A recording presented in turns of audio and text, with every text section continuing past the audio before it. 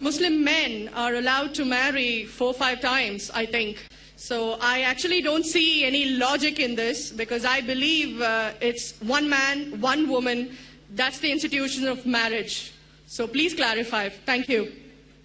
As far as polygyny is concerned, a man having more than one wife, Islam is the only religion, and Quran is the only religious scripture on the face of the earth which says marry only one.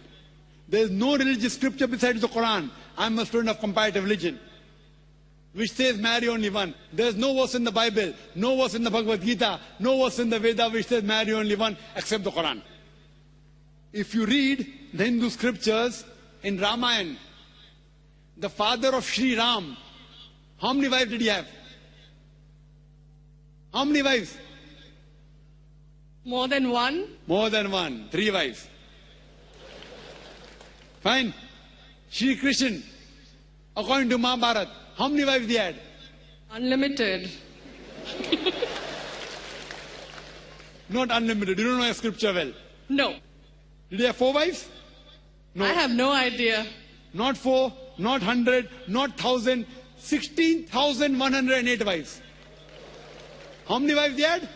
16,108. So why can't we Muslims have 4? What's the problem? When Shri Krishna can have 16,108 wives, why can't we have 4? Further, if you read the Vishnu Purana, chapter number 24, verse number 1, it says a Brahmin can have up to 4 wives. If you read the Jewish scriptures, it gives you permission to have as many wives as you wish. If you read the Christian Bible, it gives you permission to have as many wives as you wish. If you read the Bible, Abraham had 3 wives.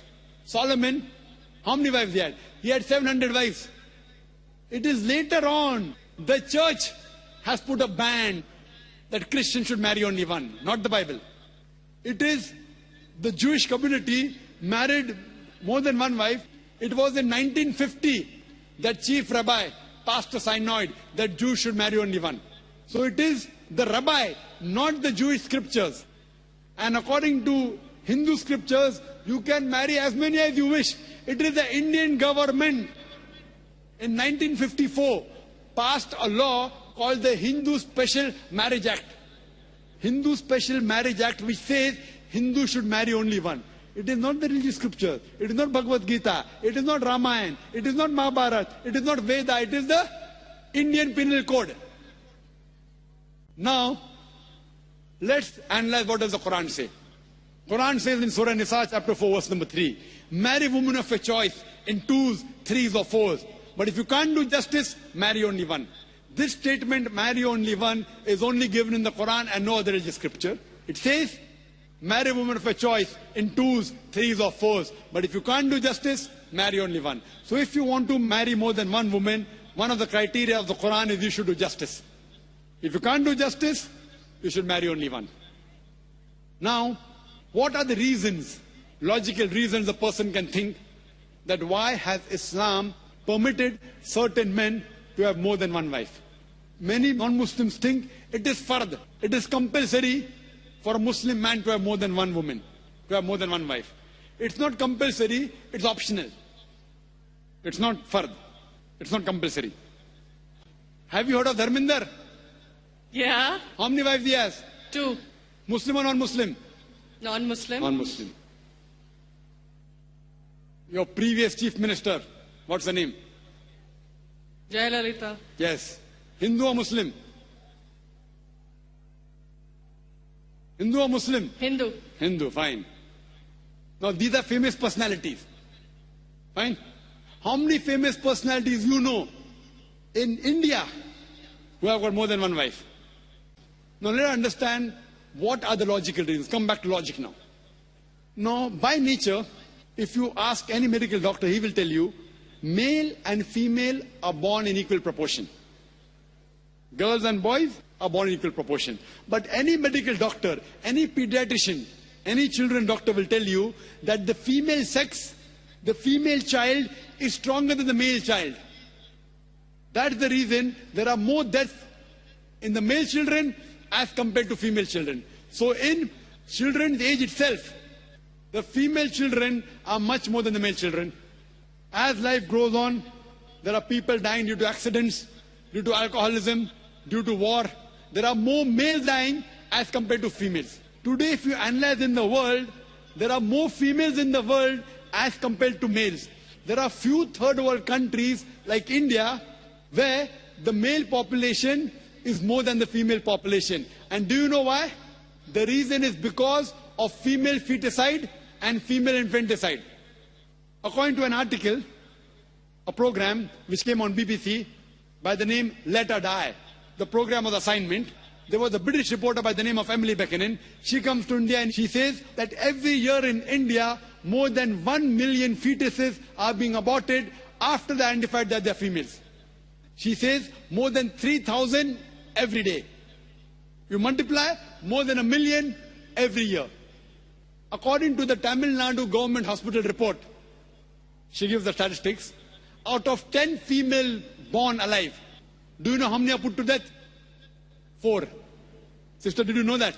Tamil Nadu, your state, your beloved state, according to the government statistics, out of 10 females born alive in the government hospital, 4 are put to death.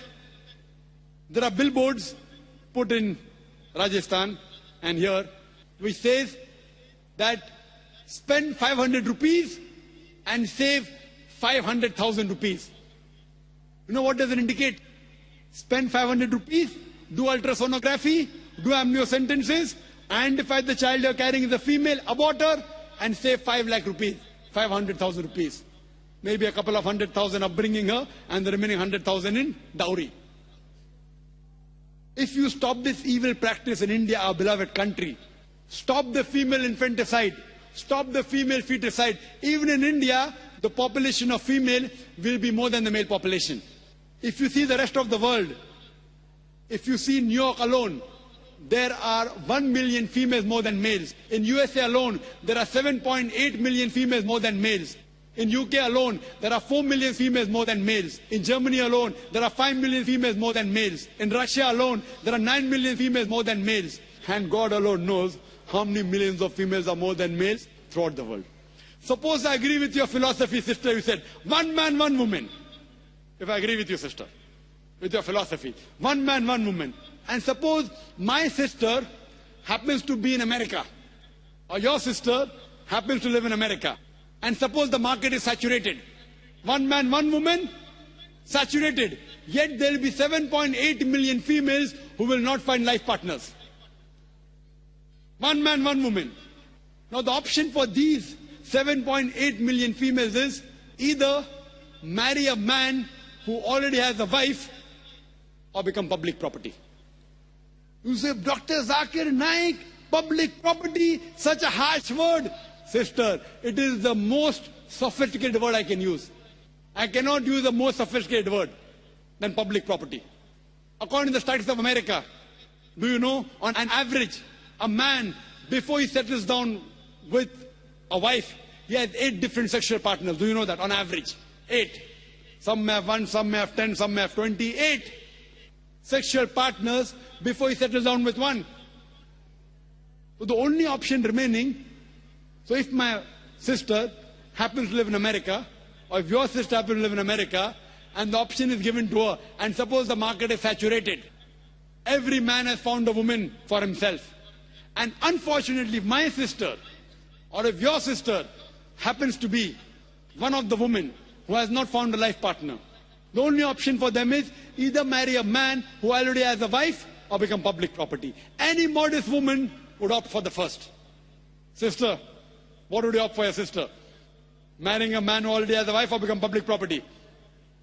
My sister's too young to be married. So when she grows up and if she happens to go to America, or if you happen to be in America, her choice. What would you prefer for her? You're the elder sister.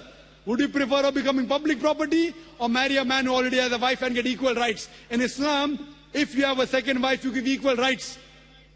In America, the public property has got no rights. She's degraded. She's dishonored.